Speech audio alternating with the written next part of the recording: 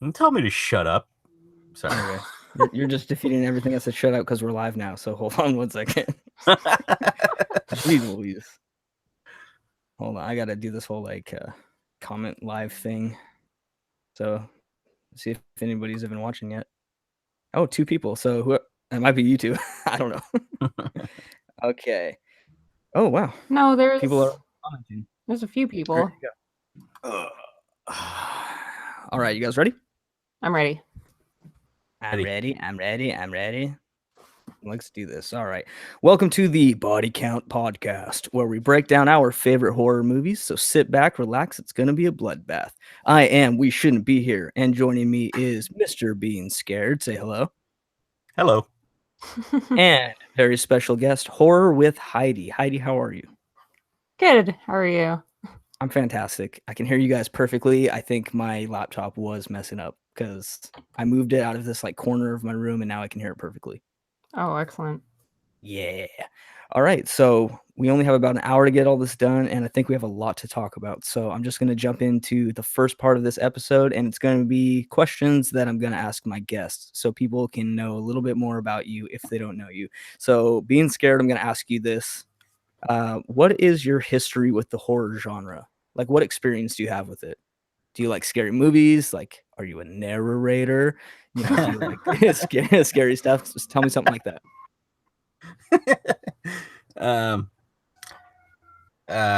Yes, I love scary movies. I love scary stories, obviously.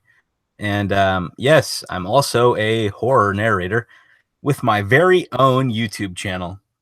Wow. Yeah. That's cool. Okay. Heidi, what's your history with the horror genre?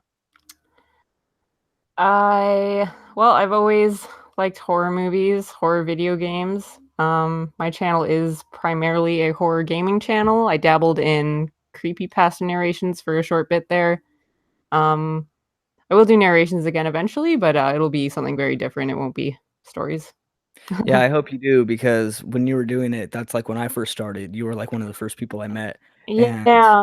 I remember Yeah. your videos were like top notch, like horror movie quality videos. Like the way you'd have certain elements that in a way was kind of like a jump scare. Like I really enjoyed your videos. And then when you kind of like fell off the grid doing the horror narrations, I was like, man, where'd you go? Yeah, I got the feeling I let you down. I let a couple other people who really, really enjoyed them down. Because yeah, I did try to be quite different with mine, like make them more visually Yeah. appealing rather than just audio. Yeah. And I really liked them, so I hope one day you get back to doing at least really cool videos. Like your video game stuff is really cool too, but I also like your horror stuff. Yeah, I wouldn't mind. I would definitely like to be able to do a variety again. Okay, thank you. So, Being Scared, questions back to you. What is your favorite scary movie? My favorite scary movie? Honestly,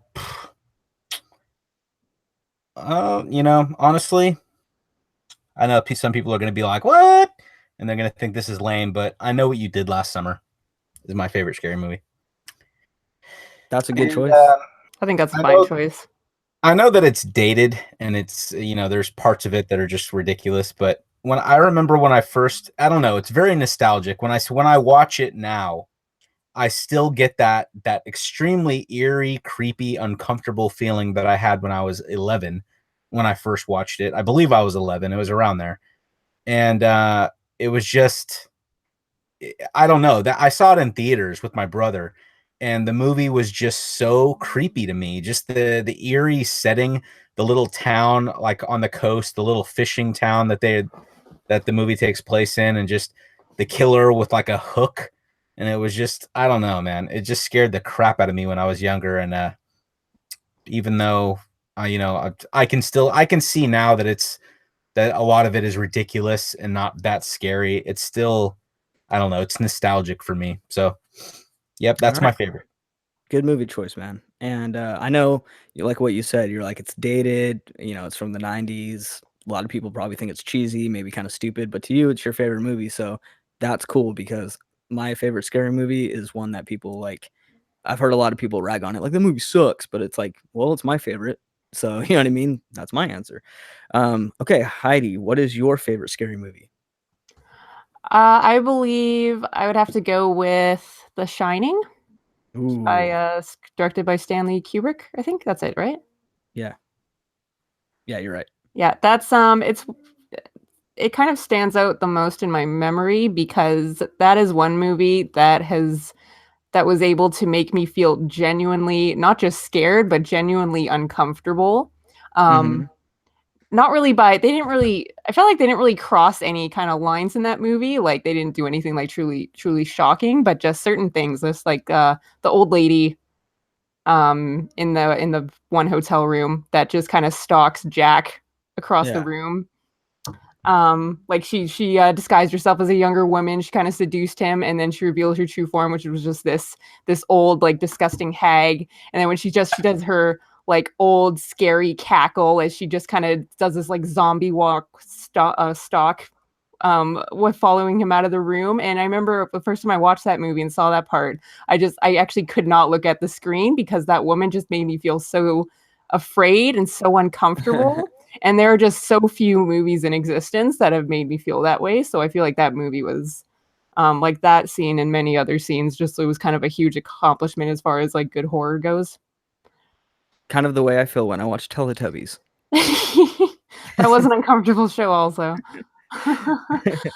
All right, cool. Thank you guys for answering those questions. I like to get to know you guys better by those, and I want people to be like, oh, okay, now I kind of see what your favorite types of things are, so I can see what kind of movies you probably like. All right, and my favorite scary movie is Signs with Mel Gibson from 2002. Have you? I know Being Scared's seen that, but Heidi, have you seen Signs? Yeah, I did. I actually don't mind the movie. I felt like 'cause I know oh god, what is his name now? What is the director's name? Oh, M. Night Shyamalan. I always want to say I always want to say Shamalama Ding Dong because I had a friend who used to call him that. Yeah, M Night Shyamalan. He like I know he has a reputation for just kind of he just taking way too much advantage of major twists. But yeah, Yeah. I feel like he is like just that completely aside. I feel like he is a fairly decent director. He's good at building Mhm. suspense. I think his best movie was probably The Sixth Sense because that one is like genuinely scary. Mhm. Yeah, I do like. Yeah, Signs was a good one too. I remember I saw that one in theaters when it first came out. Yeah.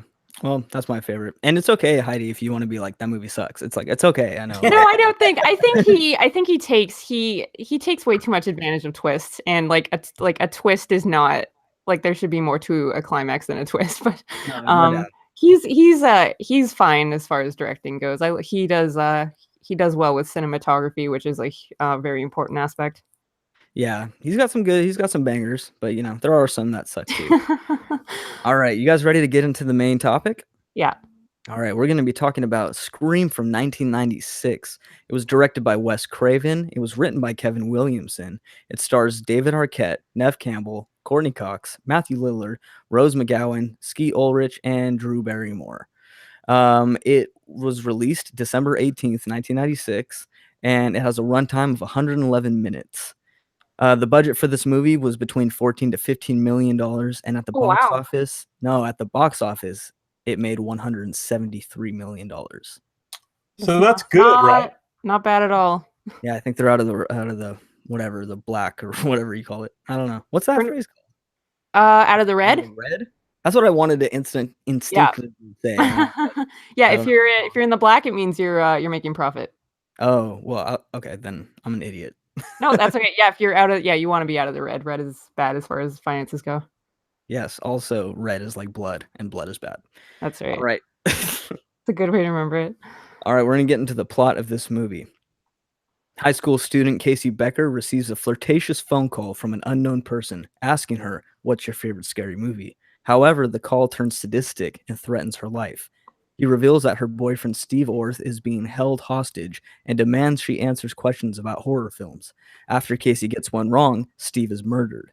When Casey refuses to answer more questions, Spoilers. she is I think spoilers gets taken off the table for a if you haven't seen this 22-year-old movie in movie. like 22 years, then You never know. I mean, probably you shouldn't never be know. here. Except we shouldn't be here. All right. So when Casey refuses to answer more questions, she is murdered by a masked killer. Her parents come home to find her corpse hanging from a tree. The following day, the news media descend on the town and a police investigation begins. Meanwhile, Sidney Prescott struggles with the impending first anniversary of her mother's murder by Cotton Weary. While waiting at home for her friend Tatum, Sidney receives a threatening phone call. After she hangs up, she is attacked by the killer but manages to escape. Sidney's boyfriend, Billy Loomis, arrives shortly after, but after he drops his cell phone, Sidney suspects him of making the calls and flees. Billy is arrested and Sidney spends the night at Tatum's house. Billy is released the next day. Suspicion has shifted to Sidney's father, Neil Prescott, as the calls have been traced to his cell phone. School is suspended in the wake of the murders. After the students have left the school, the principal is stabbed to death in his office. Tatum's boyfriend Stu throws a party to celebrate the school's closure. The party is attended by Sidney, Tatum, and their friend Randy, and multiple other students. Reporter Gail Weather attends uninvited to cover the situation, as she expects that the killer is going to strike again. Tatum's brother, Deputy Sheriff Dewey Riley, also looks out for the murderer at the party. Tatum is killed during the party after having her head crushed by the garage door. Billy arrives to speak to Sidney privately, and the two ultimately consummate their relationship. Dewey and Gail investigate a nearby abandoned car. Many party attendees are drawn away after hearing news of the principal's death. Sidney, Billy, Randy, Stu, and Gail's cameraman Kenny remain. After having sex, Sidney and Billy are attacked by the killer, who seamlessly murders Billy. Sidney narrowly escapes the house and seeks help from Kenny, but the killer slits his throat. Sidney then flees again. Gail and Dewey, having discovered the car belongs to Neil Prescott, return to the house. They believe Neil is the killer and has come to the party to continue his spree. Gail tries to escape in her van, but drives off the road and crashes to avoid hitting Sidney. Meanwhile, Dewey is stabbed in the back while investigating in the house, and Sidney takes his gun. Stu and Randy appear and accuse each other of being the killer. Sidney retreats into the house where she finds Billy wounded but still alive. She gives Billy the gun. He lets Randy into the house and shoots him. Billy reveals that he feigned his injuries and is actually the killer. Stu is his accomplice. Billy and Stu discuss their plan to kill Sidney and frame the murder spree on her father, whom they have taken hostage. The pair also reveals that they, and not Cotton, murdered her mother Maureen, as she was having an affair with Billy's dad, which drove her mother away. Gail, who survived... Sorry. Gail, who survived the crash, intervenes, and Sidney takes advantage of this to turn the tables on her attackers, killing Stu. Randy is revealed to be wounded but alive. Billy attacks Sidney, but she shoots him in the head, killing him. As the sun rises and police arrive, a badly injured Dewey is taken away by ambulance, and Gail makes an impromptu news report about the night's events. That's the plot of Scream. That was an excellent summary. That was a mouthful. Huh. I know. It was. I know. I was like, oh, don't make any mistakes. Because this is a live stream. Well done, my friend. Well done. Thank you. Thank you very much. All right. So after the plot, I want to ask you two one more question. Being Scared, we'll start with you. Who's your favorite character and who's your least favorite character of Scream? My least favorite character is...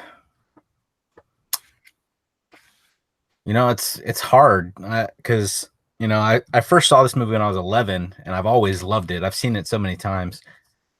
I really, really like this movie. It's really hard to choose a least favorite character, but if I had to, I'd say probably Tatum. Ooh. Really? Yeah. No, I don't know. She just didn't do really anything for me in the movie. She's just a character. I didn't really... When she died, I didn't really care. I know that sounds, heartless and harsh, but I don't know. I didn't really love her character like I did Randy, like I did Stu, and honestly, right. if I can do this, if Billy hadn't turned out to be one of the killers, then it would definitely be him. But because at the end of the movie he became much more interesting, he's not my least favorite character. So I'd say my favorite character is probably, honestly, Stu. Stu, really? Yeah, I don't know. I thought he did a really great job. He was memorable. He was funny, and then at the end of the movie, he was still funny, but at the same time, he pulled it off, and you could kind of see how he could be a psycho while also being like a goofball, and it was just. I don't know. I just really enjoyed his character. I can't So really. how does that make him your least favorite character? No, he's not my least. He's my That's favorite. what you said. Oh, I'm sorry. I didn't. No. I didn't mean that. Okay, because you're like, my least favorite character is the guy I just gave a ton of compliments to, and I'm No, like, no. oh, Yeah, that makes no sense. yeah. See, that's why I hate him. Is because he's so awesome, and it just I'm just so jealous that he knows how to have a tongue that comes out of his chin. no. He's probably my favorite. I mean, of course, I like Sydney. She's the main character, and they make her likable. Hello, But Sydney. I don't know. She's just kind of boring. She's kind of a boring character, honestly. She's like So she's like a classic strong female lead. Yeah, but at the same time, the reason why she's classic is because, in my opinion, because of this movie. Well, oh yeah, maybe not. I don't know. Halloween came out way before this, and she had, she was kind of a similar character to Jamie Lee Curtis's character in Halloween. Just kind of the, the typical heroine, really intelligent female. You know what just occurred to me? Are there any scary movies where the main character is a guy? yeah, like a ton. Did you guys ever see a Like movie called The Slash. Faculty? Called what? movie? The Faculty? No, Oh never. yeah, I love that movie. Yeah, it's about like these pod people are like secretly taking over the human race, or when they start with this little high school. Like they're the teachers and stuff, right? Yeah, Yeah. Elijah. Well, it's kind of Elijah Wood would more or less be the lead in that movie. You're right, yeah. Yeah. But I'm talking more like on the slasher kind of, Okay. They all seem to be. Well, I don't know, dude. I mean, if you want to consider the remake of Friday the 13th. I don't consider that. All right. Well, okay. So All right, moving on. real quick, a can good you point, tell me though. again? Can you tell me again real quick who's your favorite and least? Because I kind of didn't understand that. Yeah, my least favorite is Tatum, and my favorite is her boyfriend Stu. Gotcha. Heidi, same question. So my favorite character was Randy, who was played by Jamie Kennedy. The reason I liked him is that I don't really, I'm gonna full disclosure, I have a hard time separating characters from the actors. If I like the actor, I'm usually gonna like the character, and vice versa. Movie dyslexia. I agree. Yeah, movie dyslexia. Okay, I don't care very much for Jamie Kennedy. He's just kind of, I don't dislike him. I've just never really cared for him. Rules? Anyways, but actually, Randy kind of secretly plays a really, really major role in this movie. Well, not so secretly, but basically, what he's known for in the movie is that he's the horror flick guy. He works at the video store. He's like the expert on slashers and just the entire horror genre. He knows all the tropes, all the tricks, all the rules. There's that one scene when he stands in front of the TV and he goes over the rules to a horror movie. And what you can do, what you're gonna do that's gonna make you die, what you do that's gonna make it that you live and end up being the hero. So basically, what he's doing, because this movie is basically a satire on like the classic slasher flick, he's basically deconstructing the very movie that he's in just by kind of his dialogue throughout the movie. Yeah, absolutely. So he's your favorite, right? Like, yeah. So just because I think that's really unique that they made him that character in a horror movie. Yeah, like he's like aware that it's almost like a breach on the fourth wall, right? But not quite. Yeah. Not directly, but yeah, like almost like he pretty much can stick his fingers through the fourth wall. Like that's how close he is to breaking it. Which I want to talk about that real quick. What you're saying is it's like he's aware that he's in a horror movie. Yeah. Kind of like he's kind of like the narrator of a horror movie in a way. Yeah. And what's funny though is that this movie was intended to be basically all the kids at Woodsbury, that's where they live. They're all like horror movie junkies, and everybody is.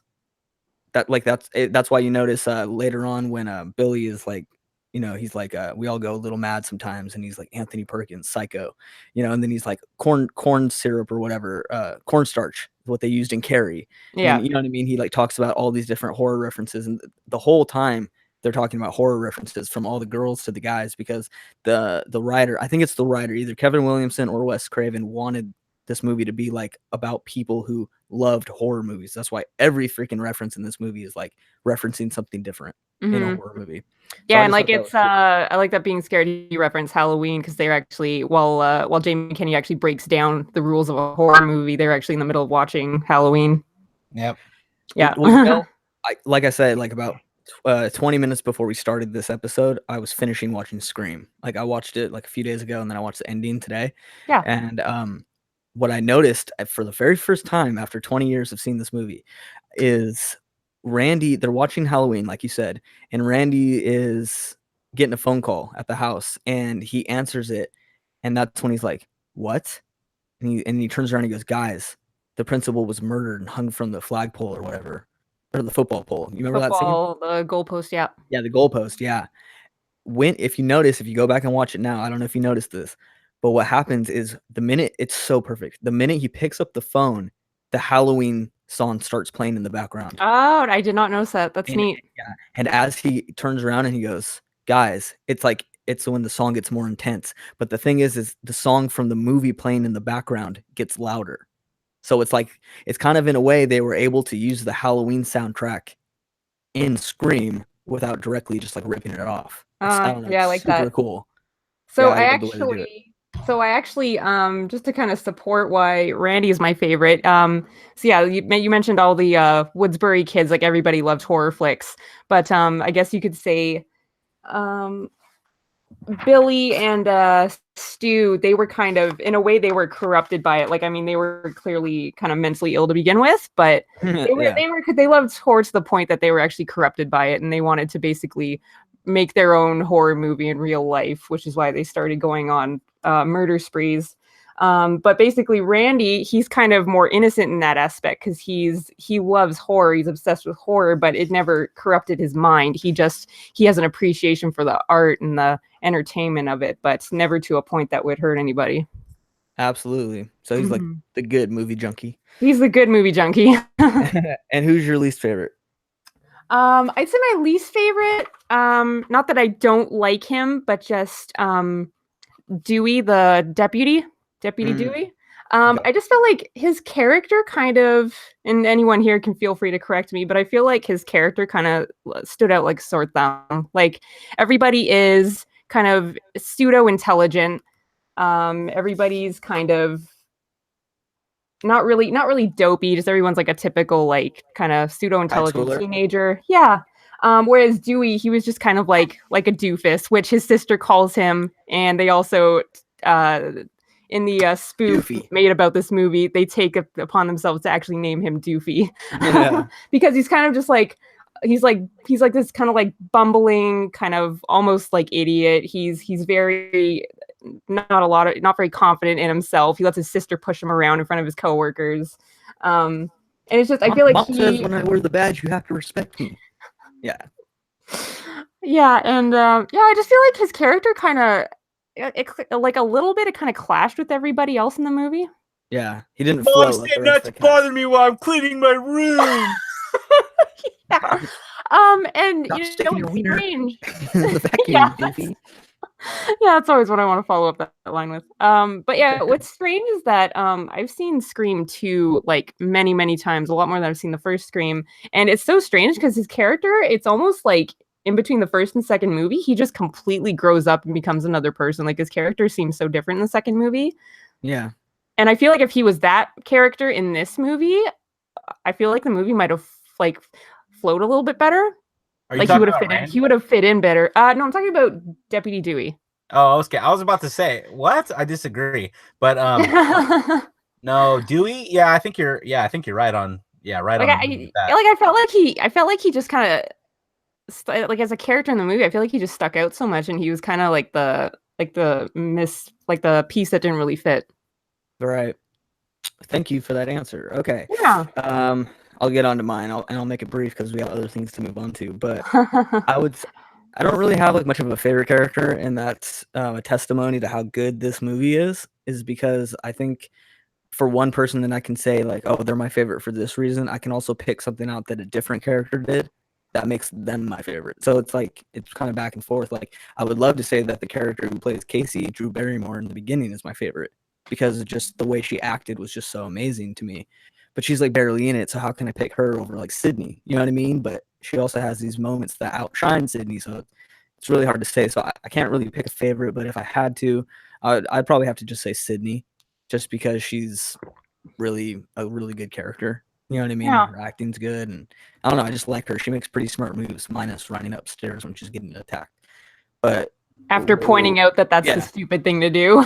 yeah, horror movies are so stupid. They're so cheesy. You know, and the girl with the big tits should be running out the front door instead she runs up. You know.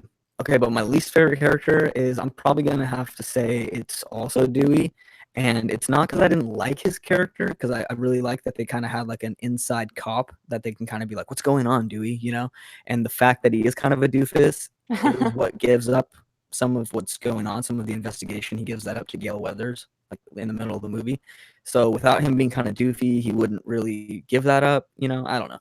But what I don't really like about that character is it's actually just David Arquette himself. I don't think he was a good pick for Dewey. Because his acting isn't very good. Like, there's even a scene where it's when all the drunk people at the party are like speeding down the road because they want to go see the principal hanging from the goalpost. Yeah. And they're like speeding down the road, and he's like, hey, they're coming kind of fast. And he's like, hey, slow down, freeze. And he's like yelling to like cars that are speeding at him. Like, what, you know what I mean? Like, what are they going to do? Like, be like, oh, wait, 100 feet down the road, he just yelled at me to freeze. So I'm going to stop my 80-mile-an-hour car. Cause I don't know, kind of stupid. I didn't really care too much for him, but yeah, so I think Sydney's my favorite, and he's probably my least favorite. So before we break down our favorite things about the movie, I got one more question for you guys. Heidi, I'll start with you this time. Sure. I just pretty much just want like one answer. So like, Yeah. No, because you want a time limit kind of, so I want to be able to Yeah. talk more about the movie. But what is your biggest gripe with this movie? Like, what's your biggest issue? Oh Like, gosh. a part of the I movie could- that the You know, biggest one. I took like 20 grapes down. I took so Hey. many grapes. Okay, well, I'll pick my biggest one. I would say. Okay, I'll say two, but I'll only elaborate on one just for the sake of time. I feel like this movie had many, not so much plot holes, but kind of holes in logic. There were things that happened, as Axeman pointed out, like the serial killer just chilling out in the grocery store and somehow nobody notices him. That just seems so seems unbelievably silly. Like they're cruising down the ice cream aisle, and then all of a sudden the serial killer's there, but nobody notices him in the broad daylight in a grocery store in his full like serial killer costume. It just seems so absurdly unrealistic. So the too many holes in logic that make the movie seem more silly than it should. However, back in 1996, that may not have been the case. That was the case when I watched it today and yesterday. I'd say my bigger issue, and I know you touched on this when you mentioned David Arquette was not correct for the part of Dewey. I'm very torn on the casting choices. I feel like they made a lot of good choices and a lot of poor choices. And I actually named a few. I agreed as well that David Arquette shouldn't have been cast as Dewey. I feel like Henry Winkler's not a horror guy. He's like a beloved like actor. He's really good with comedy. He's good to laugh at. Yeah. Hey. He's a great comedic guy. I feel like he's too just naturally bubbly and kind of funny to be like the like kind of like borderline like crazy strict principal. Like I feel like it was just kind of not a part for him. I gotta stop you for a second, Heidi. Yeah. Mention something since we're on the principal. There's one part he's making like an announcement to tell the people like, yeah, there's a curfew or whatever. Everybody walk in pairs. Don't walk alone. And he goes, your principal loves you. Like, yeah, see, like his natural, like just his natural kind of like funny, loving personality pours through. Like there are just some actors that just can't, even though they're exceptional actors, they can't hide like their natural kind of like flavor. And like Henry Winkler is absolutely like that. He's not the right choice for like a super strict, angry principal. You know what's funny though? If you watch it now, and you just kind of like realize how ridiculous this is, the scene where he's in his office with the two students, and he's like, 2 students savagely murdered, and this is the way you show your contempt or whatever, and he's like, you're both expelled. Get out. Another point I picked out is that they didn't do a good job, and probably you guys narrators and like kind of audio experts would probably would have picked this out really, really quickly. They did not do a great job of blending the sound effects with the rest of the audio of the movie. Yeah, that comes Like up it just kind of like hits you like a brick to the face when you hear some of the sound effects in this movie. You're just like, oh, that sounds extremely unnatural. When just that scene you just mentioned, being scared, when he's like flinging the scissors around, when he's like talking with his hands, every time he moves the scissors, you hear this really sharp like shing shing, like he's swinging a sword, like he's having a Like he's sword fight sharpening with the somebody. Yeah, and like it's just so silly, like it stands out so much, and it just makes you laugh. From 1996 to 2018, in that scene, his lines would probably be the same. And he's like, fairness would be to rip your insides out. And then, in 1996, they just take it and they're just like, oh. But in 2018, one of them would be like, I mean, you're going to get fired. Yeah. To me. Did you just threaten me? Triggered. I'm pretty much. This is going straight to Tumblr. I'm about to write the best Reddit story ever. Okay, and just I felt like another one I wanted to touch on as far as the acting choices. I feel like Matthew Lillard, he's like an over-the-top goofball, kind of the same issue with Henry Winkler. That guy is just so over-the-top goofy. Like I couldn't take him seriously as a serial killer when the big reveal happened. Like he does not strike me as a dangerous guy. He strikes me as like the guy that would throw the party for like all of his classmates. But meanwhile, like his cohort there, like Skeet Ulrich looks like a serial killer. That guy looks creepy. That guy is creepy. I would not be comfortable in a room with that man, even if he was out of character. So like they contrasted so much, and it just made like Matthew Lillard, I felt like he was just so like inappropriate for the part of a serial killer. Like he was great for the rest of the movie until you find out he's a serial killer, and then you're just like, oh, like he just seems like this crazy fun guy. Like I don't know. You didn't think that your mom's no Sharon Stone. You didn't think that you could kind of buy the way that he would be like a teenage, just a confused psycho, just following his more intelligent friend Billy, who's like making him kind of, do this kind of crap. You couldn't buy it at all. I could buy that. But just like him actually committing the murders, which it would have been him who tried to kill Sydney the very first time and then failed. But like I couldn't buy him as like a guy that would actually commit the murders, because he just did not come across that way at all. Did he? But Billy 100%. Like that guy looks like a legit psycho. Like right. Totally. Did he actually commit any of the murders? I don't know if they make it really clear. Okay, I was actually thinking about this when I was watching it, and I was like, who's who at like what points? And I can tell you who Billy killed. And Billy killed the beginning girl, Billy killed the principal, Billy killed Tatum, and did anybody else die in this movie? Those are the only 3 deaths, right? Rose McGowan died. That's Tatum, yeah. Gail did not die. Dewey didn't actually die, which you don't know in this movie. Oh, maybe you do know in this movie. He comes back in the second one. Stu is the one that stabbed the cop, Dewey. Yeah. Because Billy was upstairs consummating his relationship. So that's the only one I can recall, because they always make it a point to like show that Billy pops up somewhere like right after they show a murder scene. So like in the beginning when Casey dies, he like shows up at Sydney's window, because he's obviously out doing something. And then in the morning they're like what did you do it, Stu? And he's like, yeah, right. And he's like, I didn't do it, I was with her all night. You know what I mean? And then she's like, yeah, you're boning all night. And then when Tatum gets killed towards the end of it, I was watching closely because I was like, how does the garage door shut without like seeing him, because he ends up in the garage somehow. And I finally figured out how they did that.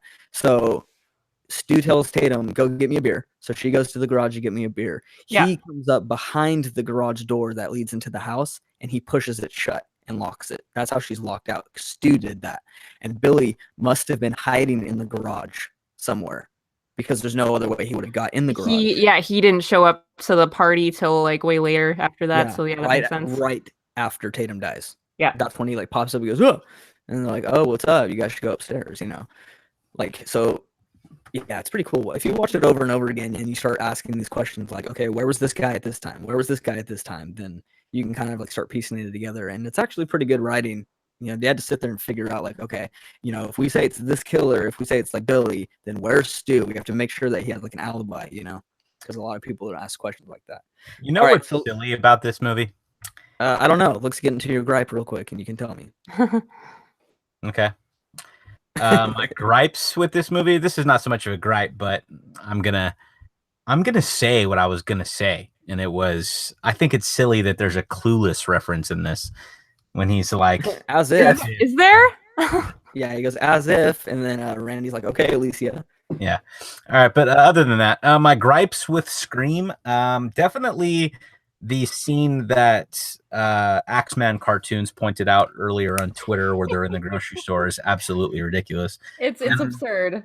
Honestly, when I first saw this movie when I was 11, I didn't notice how ridiculous that was, but I did notice it years later when I was a little older. I was like, what? Come on. In the store, seriously? Come on. I killer on aisle 9. Well, and everybody, they announced on the news what the killer wore. He wore that ghost mask and he wore robes. Like, so him going out in public in a small town, everyone would immediately recognize him. So why would he just walk into the middle of a store while stalking Sydney and Tatum? It makes no sense at all. Yeah, I know. It's ridiculous.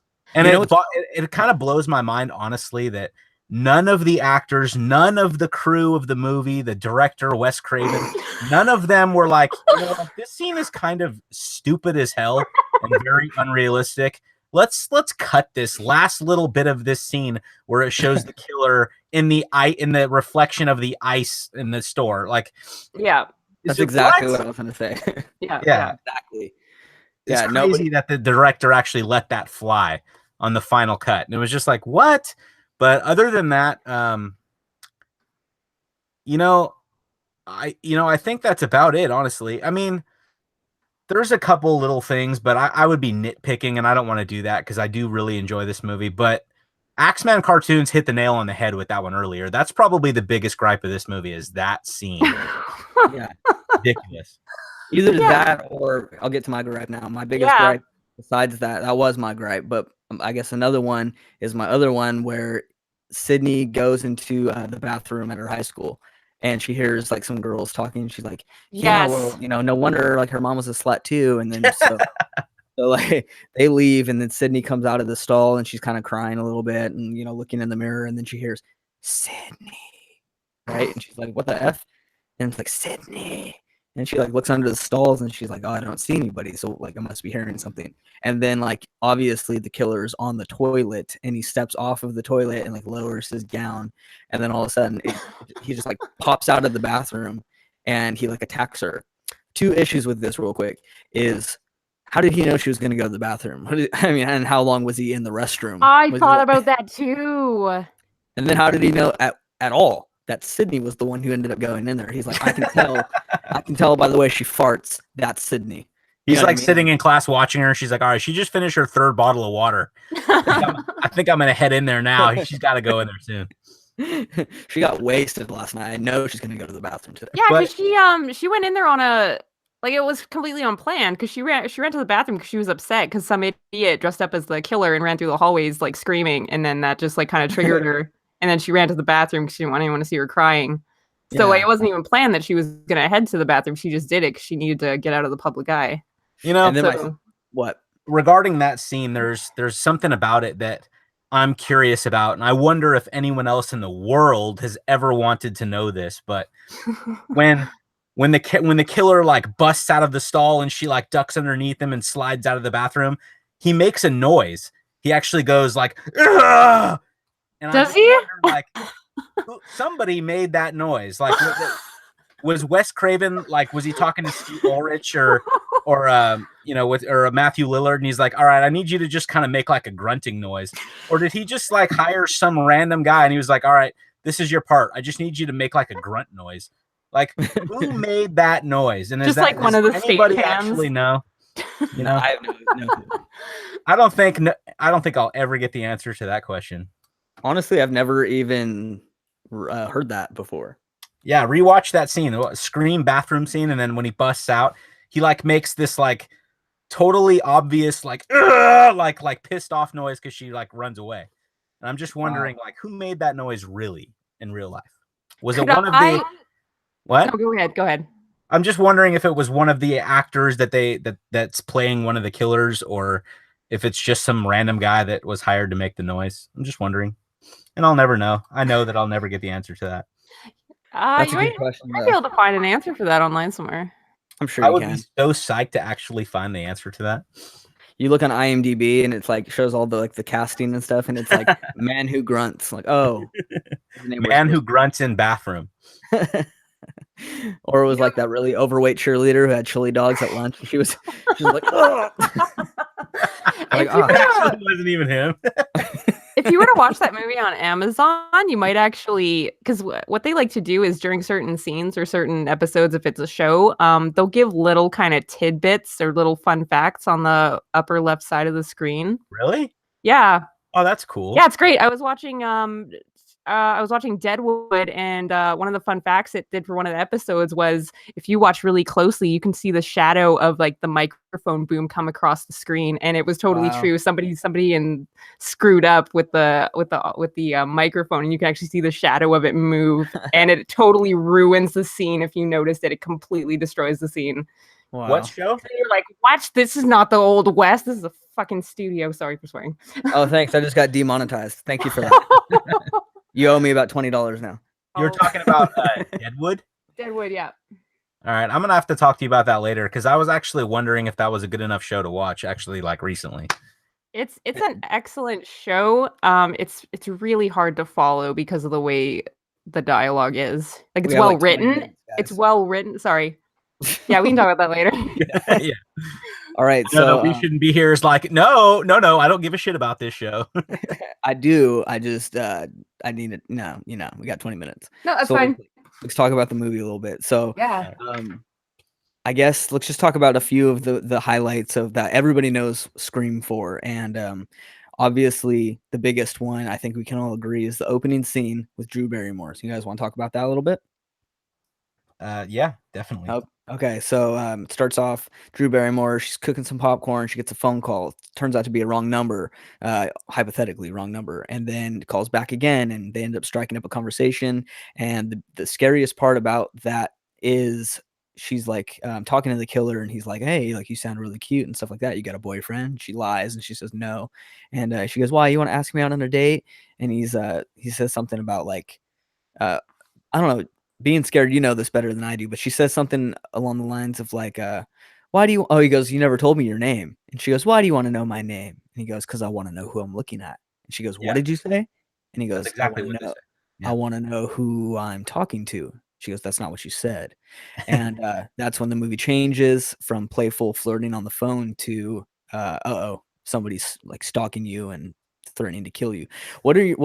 Heidi, since you're like the main guest on here, what is like your thoughts about this scene? Did you think it was well acted? What stood out to you? Did any part of it scare you? So like, what do you think about that scene? I feel like the scene was pretty well executed. Like, it was good. Like, it's set a nice scenery. Like, she's walking around her house, so you get a good feel for the atmosphere. The pacing was good, just the way the conversation went.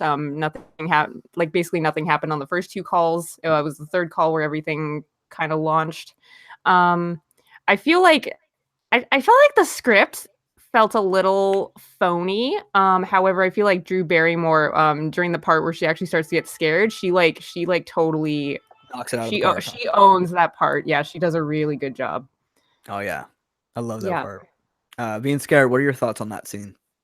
That scene is easily the best scene in the entire movie, Mhm. and that scene just made the movie.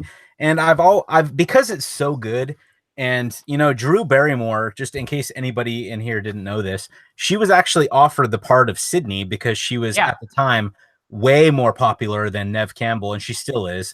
Yeah. And she was offered the main role, and she at first accepted it.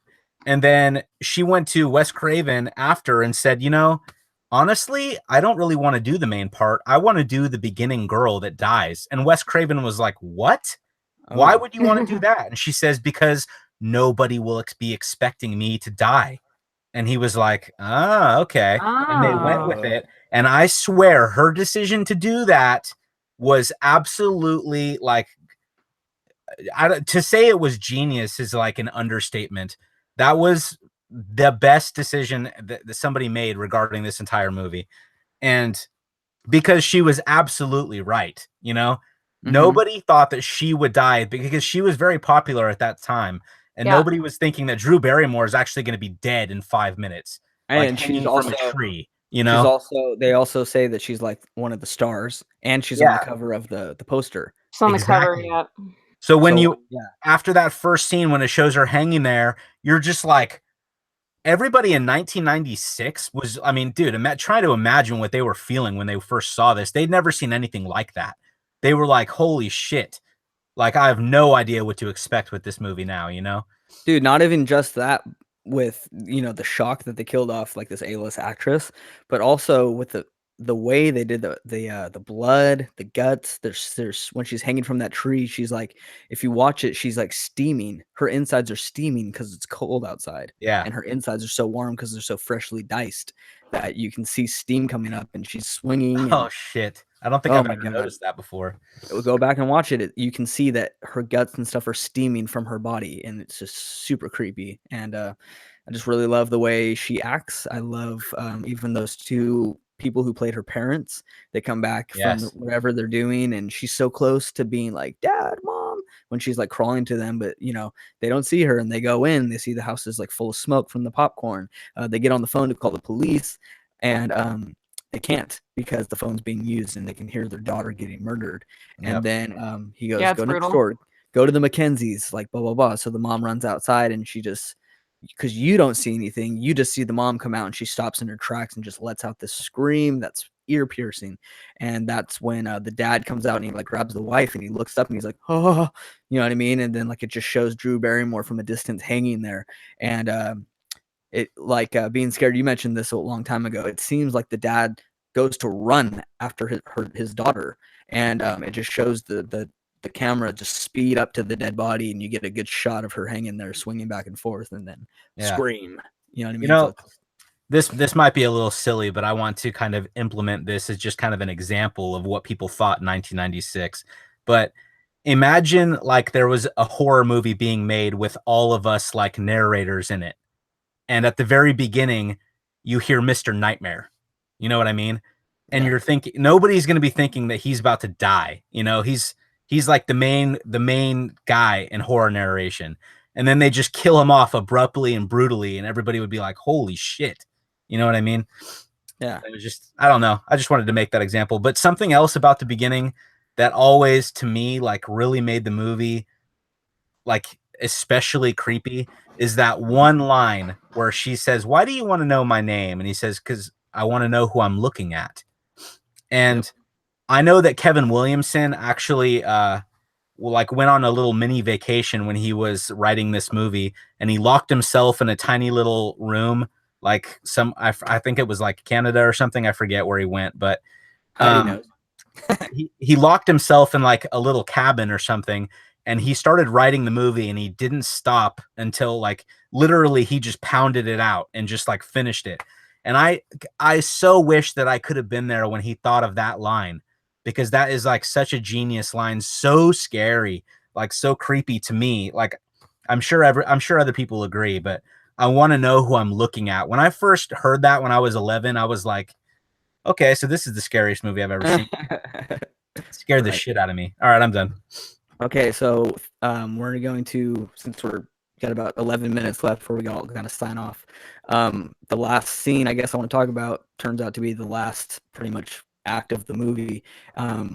How that plays out real quick is that it's announced that Stu and Billy are the killers, and they kind of like boot Sydney into the kitchen, and they're explaining what's going on. And my favorite line of the movie, after watching it recently today, I think I have two favorite lines of the movie. One is Billy goes, you want to play a game? It's called Guess How I'm Gonna Die. And he like holds the voice changer in front of his mouth. And that's like my favorite scene because it's psychotic. And then another thing that he does is he's stabbing Stu, right? And she goes, you guys have seen way too many movies or something like that. And he goes, no. He goes, movies don't make psychopaths. Movies make psychopaths more creative. And he's like stabbing Stu a bunch. And I love that line where he's Excellent point. Yeah. Yeah, because a lot of people do. They blame like video games, like graphic video Yeah. games or movies or whatever on this is why that person grew up and like that's why he shot up a school or whatever because he liked Marilyn Manson or something like that. And it's like I love that they address like it's not the movies that made us crazy. The movies just made us more creative. It's because it's nobody wants to face the fact that people who commit acts like that, they're mentally ill to begin with. Yeah, they're not creative because they watched something, Yeah. But so what happens is Sydney, she kind of gets away. She calls the cops. Stu even has that line where he's like, "Did you call the cops?" And she's like, "You bet your butt I did. My mom and dad are gonna be so mad." He goes, "What's your motive now, Stu? Peer pressure."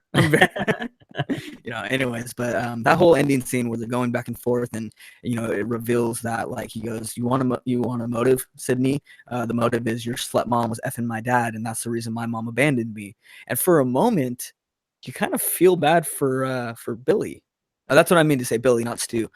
Billy says that, and for a moment, you kind of feel bad for Billy. Like even I kind of feel like Sydney even feels bad for Billy at the moment because she like looks at him like, "Oh my gosh." Yeah, well, I agree, but I'd say, but at the same time, like all of that he's done, and like he told her that he murdered her mother, and he's like, "You're the reason that my mom moved out and abandoned me," and like basically almost starts crying, and you're just like, and then it shows her face, and she's like, she's definitely got a look of like, "Oh my God, I never knew." It's like, come on, I don't buy it. Like she would be like, "Are you serious? And that's why you've murdered all these people?" Like, I don't know, man. It's different to say you would say that looking at the movie, and it's different when someone's pointing a gun at you and someone's got a knife to your jugular. You know what I mean? That's all very serious life and death shit. And then he's like, your mom was sleeping with my dad, and that's the reason that it's like, come on. Like, seriously, realistically, she wouldn't have looked at him like that. She'd be like, I don't know. I just don't buy it. I don't know. I gotta disagree. Like, I completely respect how you feel about that, but what prompts him to say that? He's not just like, "Look, I'm gonna kill you, Sydney, and this is why." She goes, like, "What's your motive?" And he goes, "You don't need a motive." And he goes, "Did Hannibal Lecter have a motive for why he wants to eat people? Don't think so. Did Norman Bates have a motive? No." And he goes, "And that's what makes it more scary is not having a motive." And that's when he stops and it gets serious for a moment. And he goes, "Your mom was doing that. Like, is that good enough motive?" You know what I mean? It's kind of just like. I don't think he's being like a baby. Like your mom, did that, and that's exactly how he says it. No, he says it like a baby. Dude, I literally watched it like 20 minutes before we recorded. Like he looks her dead in the eye, and he goes, "Your slut mom was effing my father, and she's the reason why she abandoned me." Like he says it kind of like in a whisper, and she's kind of looking at him in the eyes, and she's just like, "Oh my gosh!" Like I think it has to do with the fact that she's shocked that she didn't know that happened to Billy. I think she's shocked because the whole time she's denying the fact that there's rumors around the town that her mom was a slut. And I think at the time, like, she also thinks like, I'm gonna die, like for sure now. Also the fact that you killed my mom. On top of that, she was also, if you remember at the beginning of the movie, she was like really, when he was trying to kind of relate to her and say, "Yeah, I know what it's like to have your mom not around." And then she was just immediately dismissive of him. Like, "You know what? Your mom's not dead. She just lives like in another town. Like, get over it." So she was really dismissive and kind of brutal about his situation. Like, no sympathy because her mom is dead. Therefore, all the sympathy should go to her, kind of thing. So when he said that the reason his mom left him was because of her mom, I think that kind of made her like wake up and say, "Oh no, it's like my fault, my mom's fault." Well, that you're off. You know what? I see what you guys are saying, and I've seen the movie a million times, dude. Like you say that you just watched it. I've seen it many, many, many times. I don't need to watch it to remember this scene. He does say it like he's like almost about to cry. I'm not wrong. He does say it like he's whining like a baby. And I do understand what they tried to do, but I don't buy it. Her mother was murdered. It's not, there's no comparison. Like she slept with my dad, and that's the reason my mom abandoned me. It's like, hello, you murdered my mother. I don't give a shit about your mom leaving. You killed my mom. Kill Dude, those okay. other people. Like, are Okay, you let me. serious? You think I'm gonna feel bad for you right now? I don't. I've never bought it. I don't buy it. I don't think. Okay, I think you and I are like almost understanding each other, but we're like very, very closely missing each other because I don't think that she feels bad for him. I just said it seems like it kind of seems for a second that she feels bad for him, but what I really feel like it is it's just an instant in the moment, a shock. You know what I mean? Yeah. She's shocked to find out. But I don't think for 1 second that if he put the knife down, that she would be like, you know what, Billy? Like, I'm sorry that happened to you. Like, we'll just put this behind us. Look, even. Like, I think, yeah. I I don't think she think was that's just at all. overwhelmed with Well, information.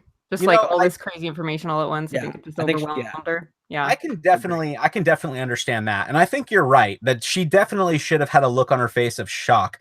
But at the same time, I think they did it wrong. Like her face is like, I feel so bad for you. I never knew. Oh my God, give me a hug. And what they should have done was have her just maybe like start to cry a little bit and like look down and just be like, I can't believe all this is happening. But the look that she gives him is like such compassion. And there's no way in hell, realistically, she would give him any look of compassion after finding Right. out that he murdered her best friend, her mother, all these people. There's no way in hell. No way. Yeah, And her I get dad's what on you're the ground. saying. Yeah, I agree with Heidi. I agree with you being scared. I So definitely value those opinions. So yeah, I think it could have been. So yeah, like what you're saying is just you think it was just not quite the right execution on the actors' parts. Yeah, I think he's saying that. Yeah, I think so too. Yeah. I agree. I mean, there's so many different ways certain plays could have been different, in this movie, but Yeah. I But don't know. that's Ultimately, nitpicking. what it is as an audience member watching the movie is it's a twist. Like that's the big twist of the movie is that like your mom was effing my dad, and that's why we killed her. You know what I mean? This and that, and that's supposed to be like a reveal to us. So like I think in the moment, her reaction is kind of supposed to be like our reaction. You know what I mean? Because in reality, you're right. I think she would probably like look down if she really felt bad about it. But she's staring him in the eye because he's holding a knife to her face, dude. You know what I mean? Like, I don't Yeah. know. But yeah, either way, I mean, it was pretty good. But we only got like 3 minutes left, so let's get into our ratings of this movie. Okay. Sure. All right. sure. So Heidi, what's your rating? So our rating system is 1 to 10 dead bodies. If you rated a perfect 10, it's considered a massacre of a movie. So what is your rating? I would give it in this day and age. No. In 1996. In 1996, I would probably give it maybe about maybe about an 8. Wait, 8 bodies. let me stop you right there. Are you want to we shouldn't be here. You want us to rate it like what we thought of it when we first watched it? Is that what you want? Well, I want you to rate it. Okay, let me explain because it's hard to say because if somebody tells me, "Oh, Halloween from 1978 is the best horror movie I've ever seen," I'd be like, "No, there's a few good parts, but really it's a boring 70s movie." You know what I mean? Right. And so if I were to rate that to let's say Insidious, you know what I mean? It's like, "Oh, that's a hugely different well-produced movie or well-produced movie." You know what I mean? Like it's from the time different. It's like saying The Force Awakens from Star Wars is the same as A New Hope. It's like, no, those movies came out like 30 years apart. You know what I mean? Like you can't compare them. So you can't rate it from the CGI and the technology that we have now from what you did back in the 70s or 80s, So I'm not saying from when you first saw it what you're rating, but like what would you rate it as a movie that came out in 1996, like at the time, you know what I mean? Considering that, what do So you think? just I'm not want us to saying keep an open mind with like everything. yeah, because I could obviously be like, oh, Halloween from 2007 or something, the remake is better because there's more gore and it's scarier. You know what I mean? But in reality, you could be like 1978's Halloween is better because it was like a first of its kind. You know what I mean? So it's like, Yeah. rate it for like what it was back then, not like comparing it to a new type of movie now. Yeah, For that's sure. fair. Okay. So, yeah, So what's your rating? so I think I would give it for its time, I think I would give it a 9. 9 Okay. dead bodies. For its time, it was very reinventive. No one's ever done like a horror movie about horror movies kind of deal before, so it was very creative in that sense. Cinematography was pretty excellent. I felt the excellent direction as far as like visual foreshadowing. They established tone and they built tensity really well. With a couple like just really dumb kind of holes in logic that I think stand today as well as would have stood in 1996, such as the guy in the grocery store, killer in the grocery store, which Right. was really dumb. Yeah, so I think all in all, it's a good movie. So for it, especially for its time. So I would say not a 10, but probably a 9. Okay, respect that. Being Yeah. scared, what's your rating? Man, I would rate it as I'm probably gonna go with Heidi. I'm gonna go with 9. Okay. When I first saw it, I specifically remember. I'm not bullshitting you guys. I remember watching it. I remember what house I first watched it, like what age I was. I remember going up to my bedroom upstairs and like just being terrified. And I lived out in the country at the time, and it was.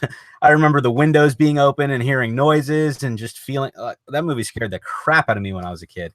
So Yeah. I'd say definitely a 9. I want to say a 10, but I'm gonna go with a 9. Okay, cool. My rating is it's fun. I actually thought it would be the opposite of you guys in a different way because mine is going to be like a 7. I'm gonna give it Really? a 7. Yeah, it's definitely one of my top favorite horror movies, top 5 for sure. But I got to be real with the whole like bathroom scene, like the writing in that is ridiculous. Like you know what I mean. And then as Heidi and being scared, you were saying the whole grocery thing, like what is like the cashier doing? He's like, what's that guy doing? Like, is he just looking at them? You know, like, it's ridiculous. You know, he's like, he calls his manager on duty, and he's like, "Hey, Bill, there's some dude in here with a mask and a knife, and he's like watching girls. Yeah. Like, But should I do something?" He's like, "No, wait, get back dude. to work." I'm confused because you said to rate it like what it was back then, and back then you didn't realize this stuff. You know I'm what I not mean? saying. Well, if you're asking that opinion, then I saw it when I was 8. So you know what I mean. So like a lot of it wouldn't have made sense to me back then. So I'm not rating it as an 8-year-old for the first time watching it. I'm just saying don't compare it to a movie of nowadays. Okay. rating it by 1996 standards. Yeah. Yeah. Then it's a 9. But for me, if I'm rating it with everything I know, but not comparing it to other movies, but just everything I know about movies now, it's like a 6. You know what I Okay, mean? then I guess that's what I'm looking for. You know what I Okay. mean? Like Yeah. say there's a movie that was remade now that was way back in the 50s or you know the 80s or something like that, and now there's CGI. Like let's say there was a Transformers movie from the 90s where they use like let's just say Jurassic Park for instance. Yeah. You know what I mean? Like they use practical effects, and honestly, the T-Rex in Jurassic Park looks way better than this 2018 Jurassic World movie. And the fact is, it's just it looks realer, but Yeah. we have CGI now, so it's like, can you really compare Jurassic Park from the 90s to 2018 if you're talking about like graphics? No, but if you're talking about like, oh, back in the 90s, 1993 when Jurassic Park came out, like it looked so good, you know, for the time, blah blah blah. It's a good movie. It's well written, like stuff like that. But you can't compare that to something nowadays, is what I'm trying to say, I guess.